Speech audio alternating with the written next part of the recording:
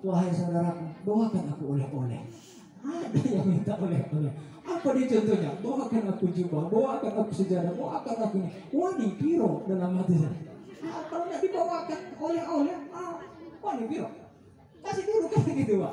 Alhamdulillah Bapak Ibu Saudaraku yang memuliakan Allah Subhanahu wa taala. Jadi dalam kesempatan ini Pak Kepala Sekolah tidak begitu banyak yang bisa saya sampaikan karena memang nanti malam ada safari dakwah. Kita ambil kesimpulan daripada maulid kita pada kesempatan hari ini.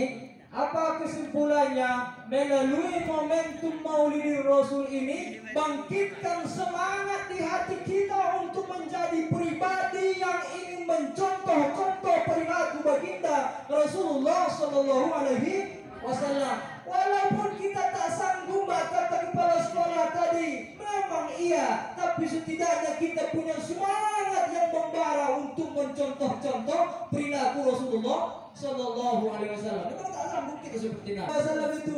Nabi kalau sholat itu didengarkan oleh sahabat, hatinya bergemuruh bagaikan air yang sedang mendidih dimasakkan di atas kompor. Bergemuruh hatinya. Kita sholat itu lama sujudnya. Apakah Nabi ini masih sadar atau sudah ketiduran? Didekati oleh sahabat Anas bin Malik. Karena Anas bin Malik ragu, jangan-jangan Rasulullah ini ketiduran atau terjadi sesuatu kepada Rasulullah. Didekatkan begini, rupanya Nabi sedang bertasbih, hatinya bergemuruh kepada Allah Subhanahu wa taala. Berapa lama sujudnya? Coba bayangkan. Kita kalau sujud, berapa lama sujudnya? Subhanallah, 3 kali subhanallah. Ada yang sudah dikredit, belum lagi rukuk udah dikreditnya dari atas. Misalkan seperti ini.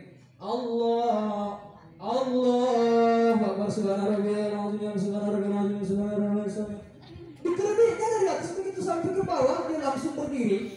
Padahal ruku, sempurnakan rukumu supaya apa? Karena ada di sana satu rukun tomak nina. Siapa yang tak punya tomak nina berarti batal sholatnya. Menyebelnya begini Pak Kepala. Harus ada tomak nina. Apa tomak nina itu? Tenang dulu tuh sujud itu. Allahu Akbar. Sekedar membaca subhana rabbiyal azim wa bihamdi 3 kali. Jangan dikredit dari atas.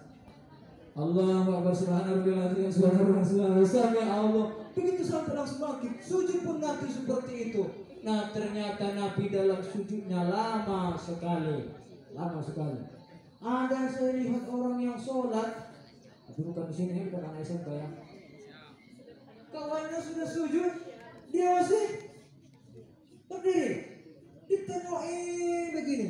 Ada kawannya sudah asik begini sholat, datang dia di tangannya dari samping seperti ini. Mengganggu orang yang sedang sholat. Nah, tapi itu bukan anak SMP ya. Nah, maka oleh karena itu Bapak Ibu Saudaraku, anak-anakku yang kusayakan Allah Subhanahu wa taala, kita bangkitkan kembali, kata orang Sumatera Barat, membangkit batang terandam. Membangkit batang terandam itu apa?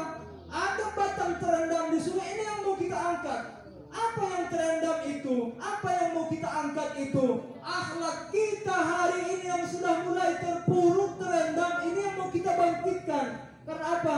Seorang profesor Yahudi pernah mengatakan, aku masuk Islam. Dia menjadi mu'allaq nih. Aku masuk Islam bukan karena akhlak penganut agamanya. Kenapa? Karena begitu dia masuk ke dalam agama Islam, 2 hari 3 hari dia pergi ke masjid untuk belajar agama. Bagaimana caranya sholat, bagaimana caranya zikir, bagaimana caranya wudhu. Ini baru 2-3 hari dia mencari agama Islam. Keluar dari masjid, hilang sendalnya. Hilang apa? Sendalnya. Makanya sampaikan pada saat itu, kalaulah aku melihat pelaku agama itu, aku tidak akan masuk ke dalam agama Islam. Terus kenapa saya mau masuk ke dalam agama Islam itu? Karena aku melihat bahwa ajaran yang dibawa oleh baginda Rasul Muhammad SAW itu sungguh sangat mulia. Adapun kekurangan kita hari ini bukan karena ajaran agamanya yang kurang, bukan karena ajaran Islam itu yang tak sempurna, tapi melainkan karena kita sedang berproses untuk menjadi lebih baik di hadapan Allah Subhanahu wa taala. Nah, maka nanti kalau ada yang mengamalkan gaji ustaz, bersabar ya. Apa gajinya? Segeralah beralih kepada yang baik-baik, tinggalkan yang yang buruk-buruk. Aku pulang dia dari masjidku, amalkan dulu kaji Ustaz ini, dicarinya sendal yang paling bagus, ditinggalkan sendalnya yang buruk. Jangan marah, karena dia sedang berusaha mengamalkan kaji yang disampaikan oleh Ustaz. Bukan itu maknanya. Akan tetapi apa?